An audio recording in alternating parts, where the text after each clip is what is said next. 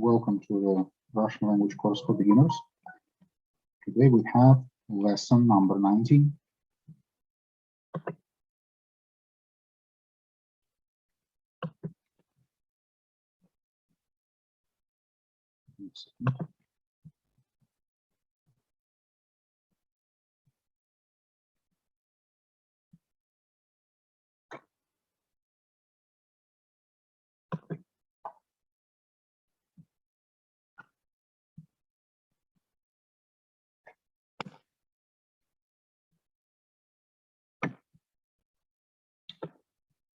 As usual, I'll show you the list of words we have learned in the recent lessons.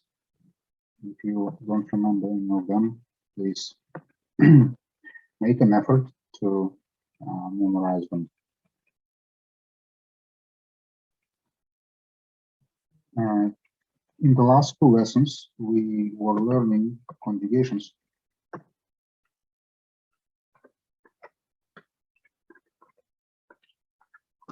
Conjugation.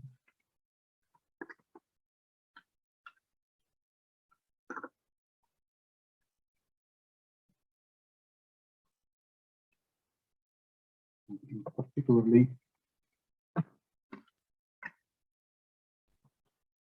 we learned this conjugation for these verbs. I hope you guys can remember. Nevertheless, since in recent lessons we have learned a lot, then I am planning to make a few exercises in previous lessons. Next couple of lessons we will be just doing the exercises to make sure that you remember all the rules. But as for these verbs, I want to tell you that those verbs belong to the first group. First group of verbs.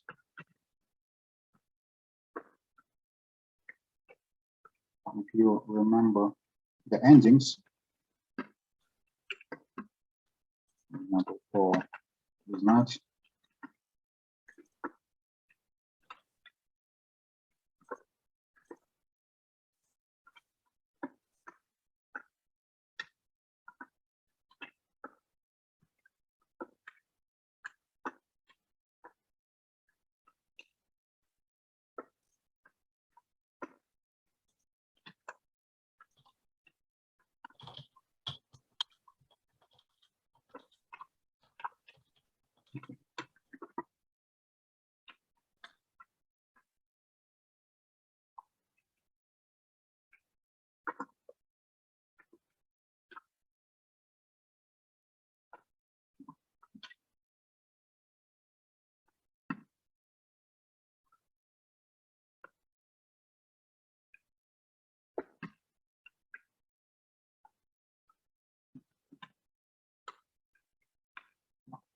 I see you guys sending the messages.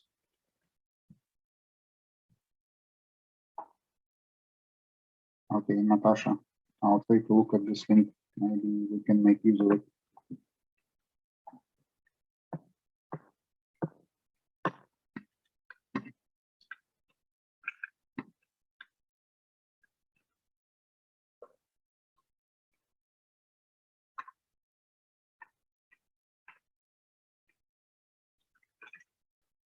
Great. I'm making a lot of typos. So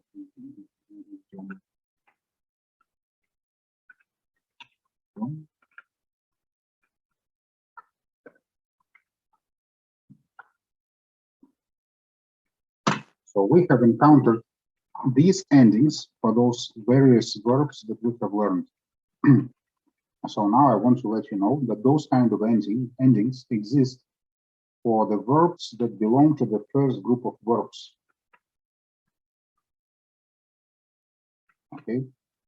I also gave you some examples of verbs that follow those rules, but some verbs, they have some particular elements of change. So those rules are not 100% rules. They may be 90% rules. And also, apart from group number 1, there is also group number 2, which have slightly different endings. And today we're going to look at group number 2.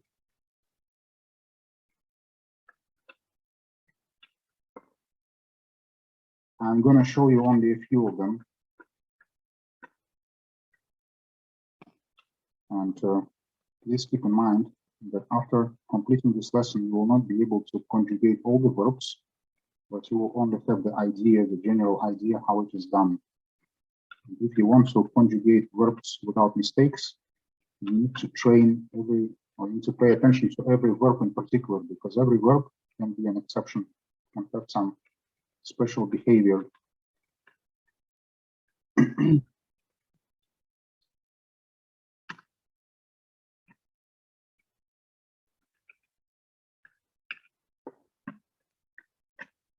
Okay, and we're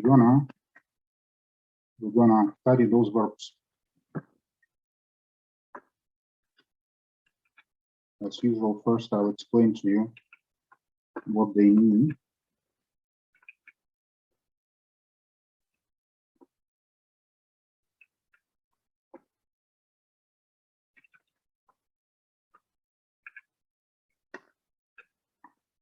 Говорить means to speak.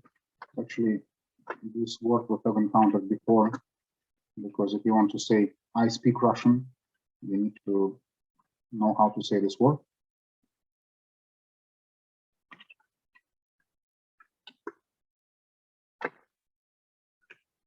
Любить is to love or to like.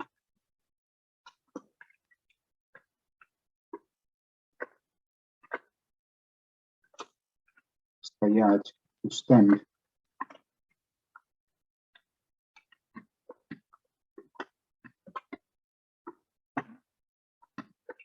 Спорить, to argue.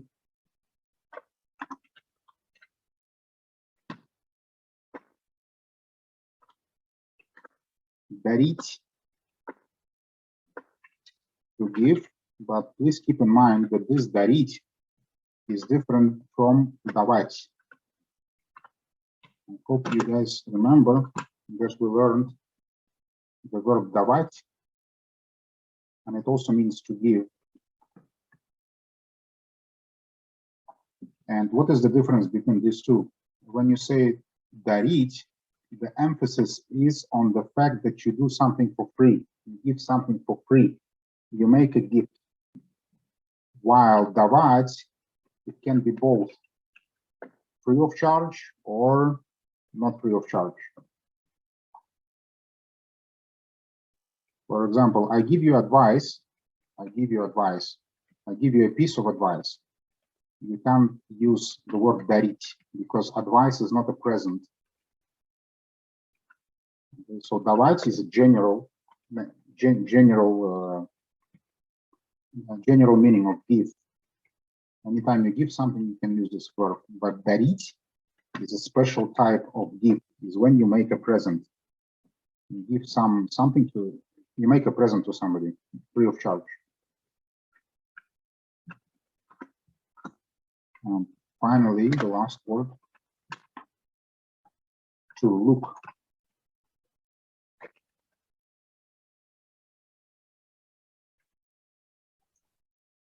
Okay, also to watch, смотреть, to watch as well.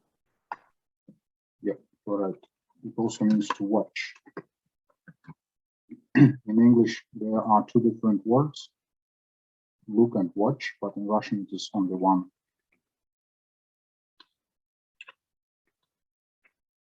Okay.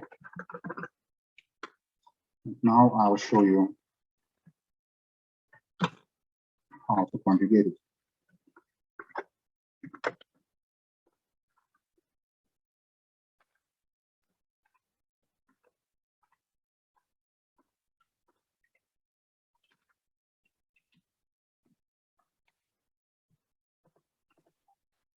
Я говорю.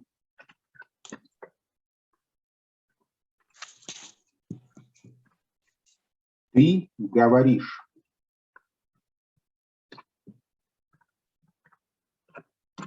Он говорит.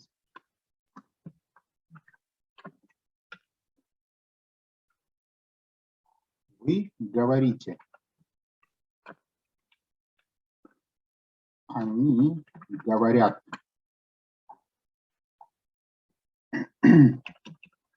So here, again, I chose simple verbs so that we can make some sort of a formula. In order to conjugate this verb, you will need to take away this ending and replace it with another one. So here you need to add you.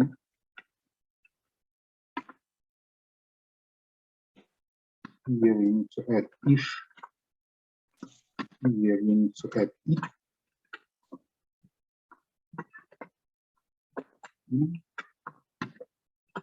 Ite. Yeah.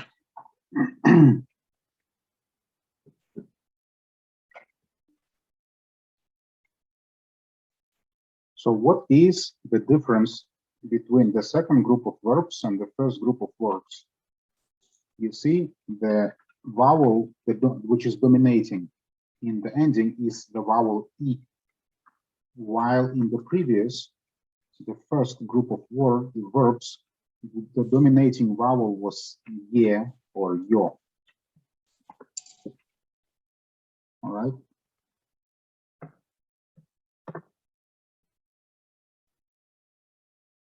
Okay, Natasha, nice to see you.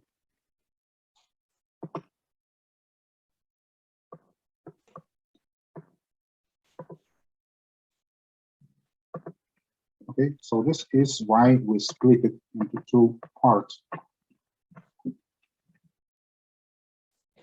Maybe I can repeat myself.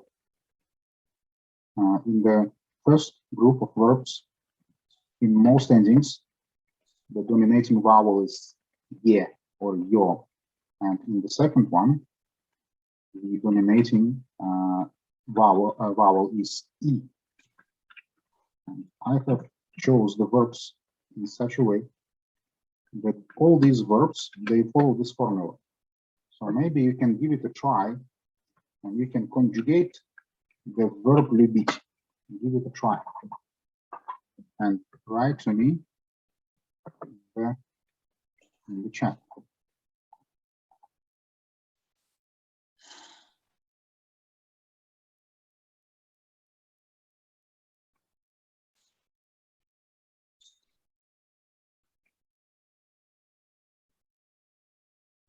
Please take your time.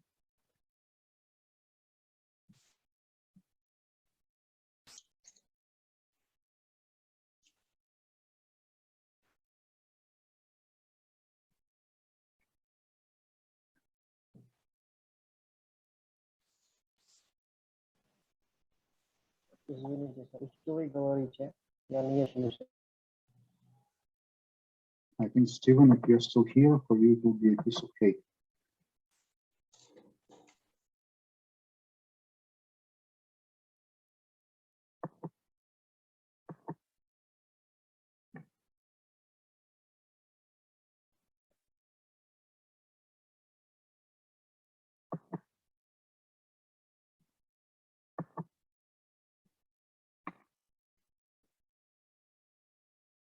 Align, very nice. Very nice, Emil, very nice.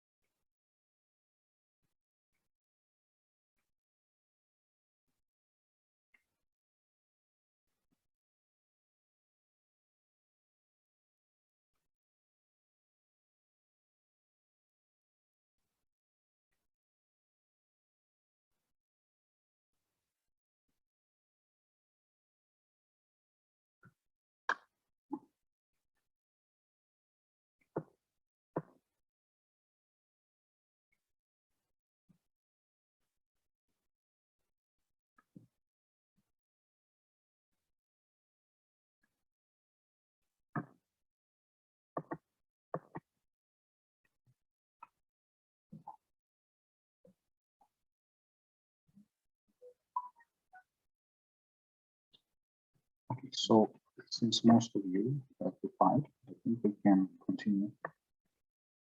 Here, one thing that might be confusing is that in these verbs,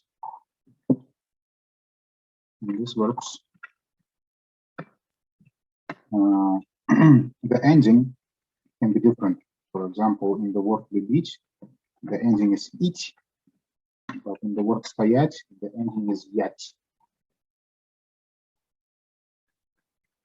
Or here it is еть. But the rule is still the same. You must take the last three letters, you take them away and put the appropriate ending.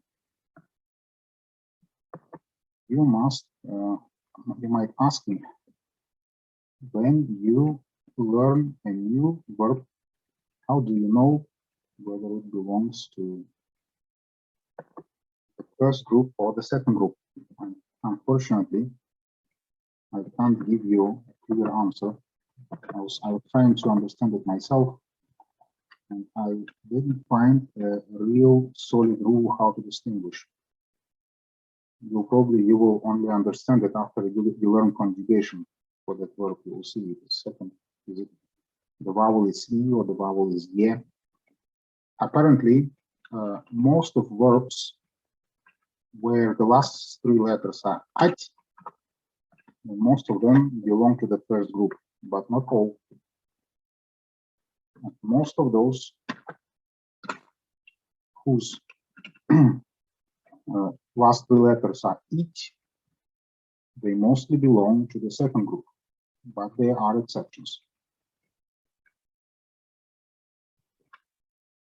So it's all very brief, not 100% rule. Learning conjugations might be a bit difficult for you. Okay. We're not gonna go through other verbs because they all follow the same formula. So I just show you one more, and that is enough.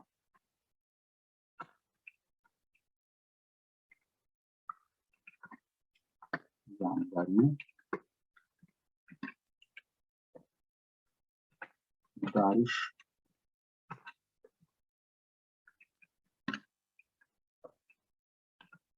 Darit,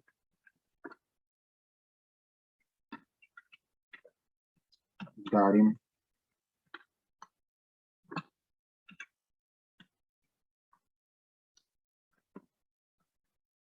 Дарите, Дарите,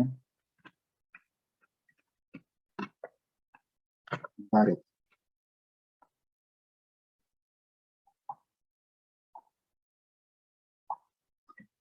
And as you see,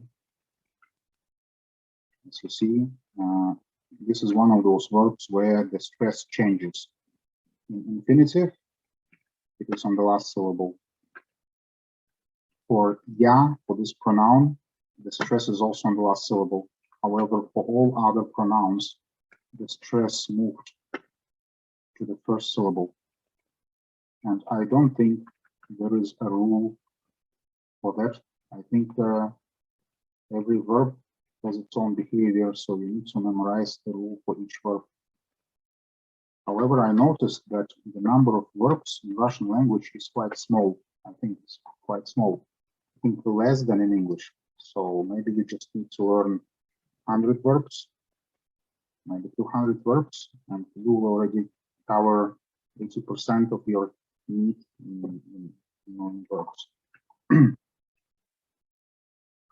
Okay, and just to show you that this is not 100% rule, this endings is not 100% rule. There are exceptions. I will show you one exception.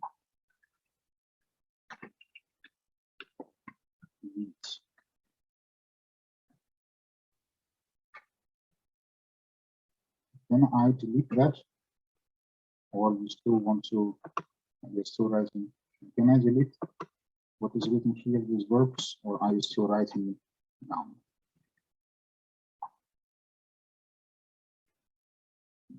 And yes, I can delete. So there is one verb that I want to show you. which has its own strange behavior. That is the verb видеть, видеть, which means to see, to see. It should not be confused with the word смотреть. Смотреть, смотреть. Смотреть means to watch, to see, to look. Actually, those two verbs are related, but they are not the same, they're different. To look, it means you make an effort to see something, and to see is the result. And it can happen that you look, but you don't see. Okay. And in Russian language also we have different verbs for these two things. Смотреть, видеть. Okay. How does the word видеть behave?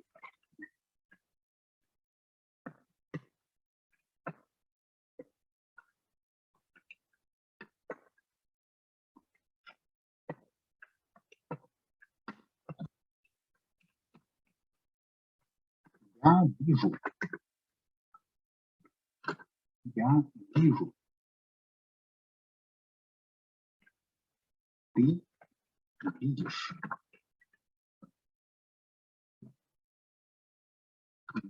Он, она, оно видит. Мы видим. Вы видите. Они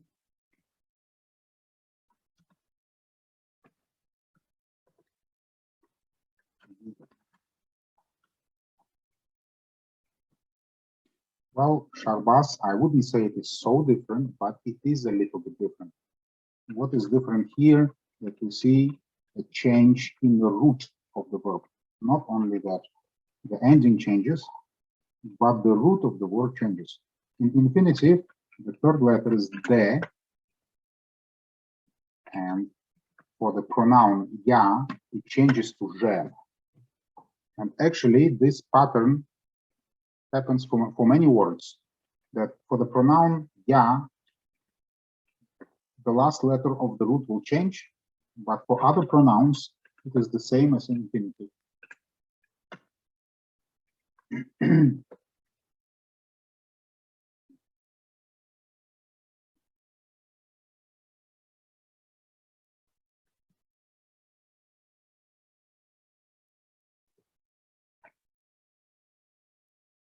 So why do I show you this example? To let you know that there are many exceptions in the first group of verbs and also in the second group of verbs.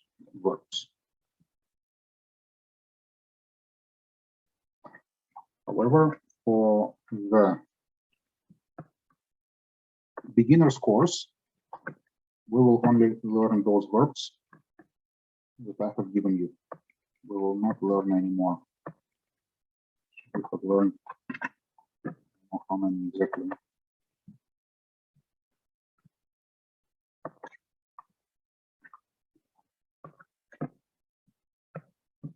About 15 or maybe 20 verbs, and yeah, we will stop here. We will stop here. Today, I would also like to share one detail about verbs grammar. When you learn Russian texts, you will often find that some verbs have a particle ся at the end.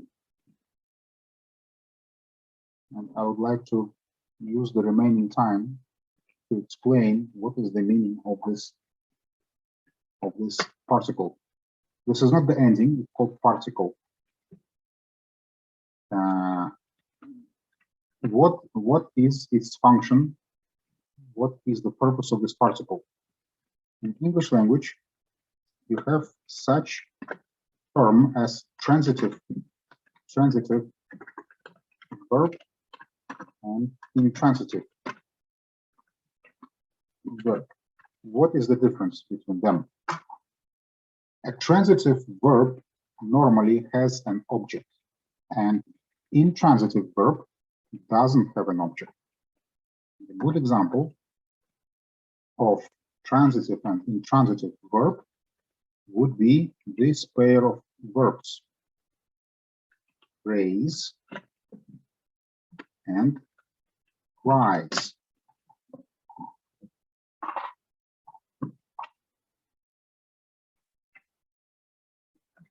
Raise is a transitive verb.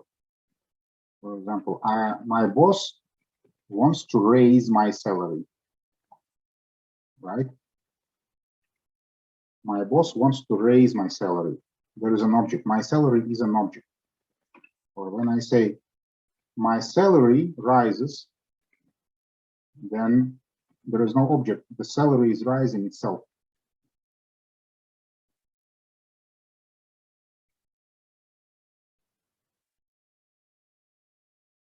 Okay, so this is the difference between transitive and intransitive. If you don't know, if you can't understand what I say, if my explanation is not clear, please write in the chat so that I can explain more in detail transitive and intransitive. And in Russian language, we also have transitive and intransitive verbs. Some verbs are fixed. Some verbs can only be transitive. Some verbs can be only intransitive, but some verbs can be both transitive and intransitive. They can switch.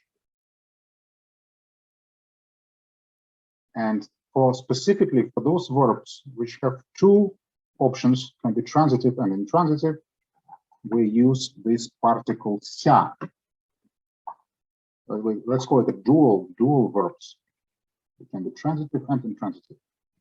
And if you take the dual verb and you add the particle ся, then this verb becomes intransitive. And if you take away ся, then it becomes transitive. And I will give you a few examples. Some of those verbs that we have learned, they are dual. They can be both transitive and intransitive. Only a small percentage of what we learned can be dual. Let's see.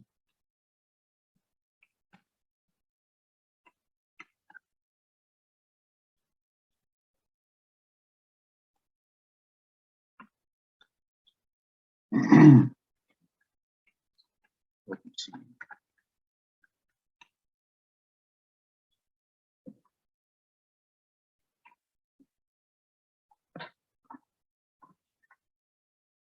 For example, the verb продавать. Продавать, which means to sell. Sell.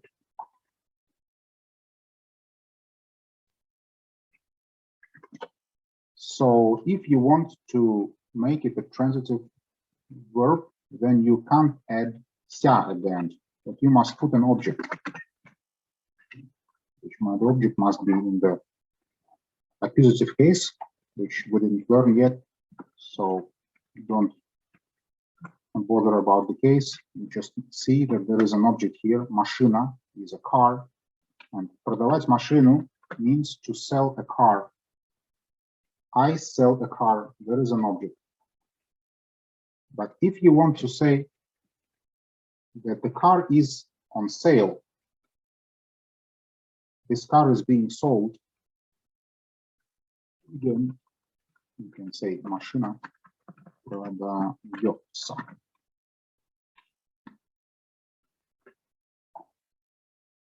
The car is on sale. Here there is no object. We only have a subject. Машина is a subject. Just give me a second. Please give me a second. I come back.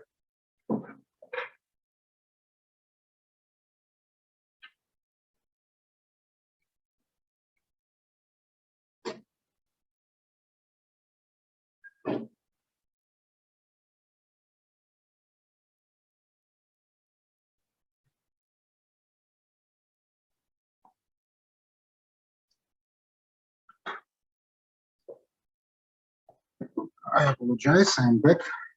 Okay. If you take the verb продавать, and you conjugate it to the pronoun оно, она, машина is feminine noun, it is она, продает. And then because you want to make it intransitive, because the car does not sell anything, the car itself is being sold. So you add ся. Машина продается.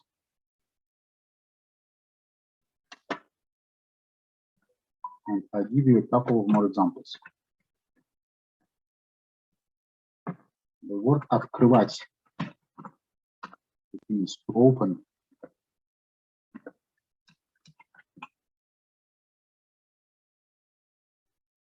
To open. To open a door. Открывать дверь. It means to open the door. Open the door.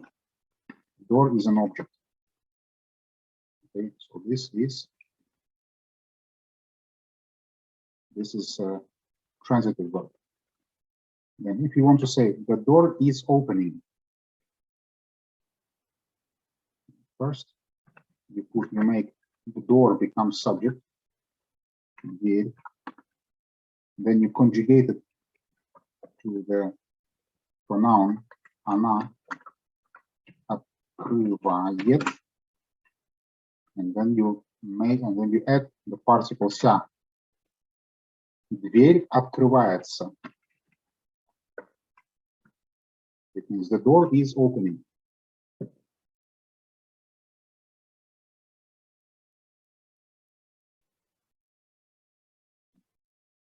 Finally,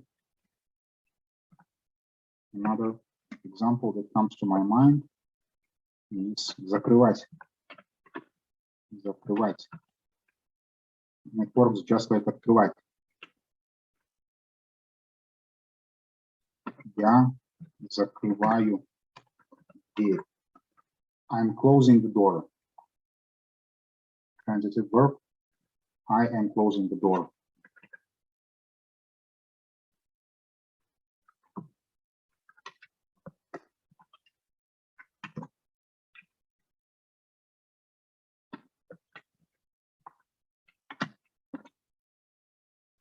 And the door is closing.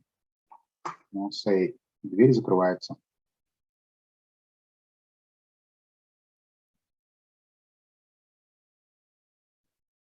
This particle ся, it also has certain rules how it behaves. Occasionally you see this form ся, and occasionally you can see this form ся. But we are not going to explore it, at least today. This is just for your information. When you see this kind of particle at the end of the verb, it talks about intransitive. It means that the verb is intransitive.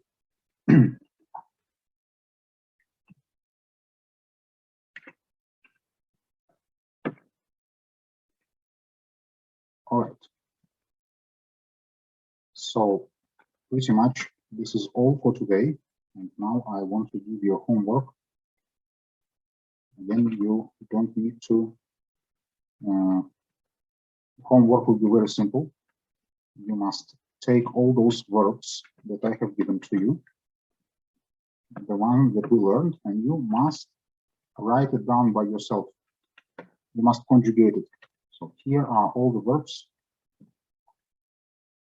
So your homework, the purpose of your homework is to memorize those endings. Please take all those verbs and conjugate them for all the pronouns. And this will be your homework.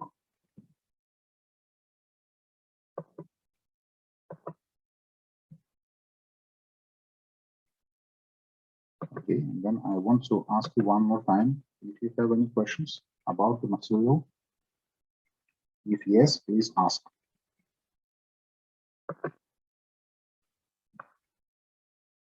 I see Cindy is smiling. It means that you can see a lot of challenges in, in those verbs or endings and different changes in root and stuff, but yeah. Pick it up. I'm sure you can do it. One good thing about Russian language, even if the number of rules there is so big, but the number of rules is limited. Okay? So every time you learn a new rule, you one step ahead, and there is less. The remaining amount of rules is less. Every time is less and less and less and less. It's not increasing, but it's getting smaller. Okay, so transitive verb.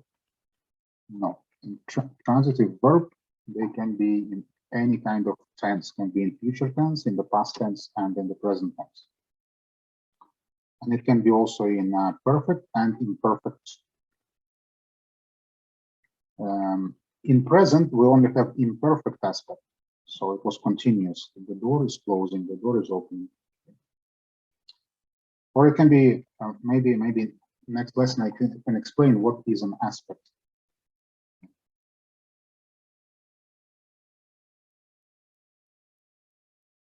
Okay, so since there are no more questions, I want to thank everybody for coming here, for paying efforts to learn our language.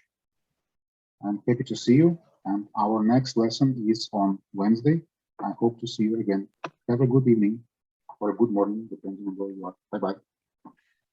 Good night.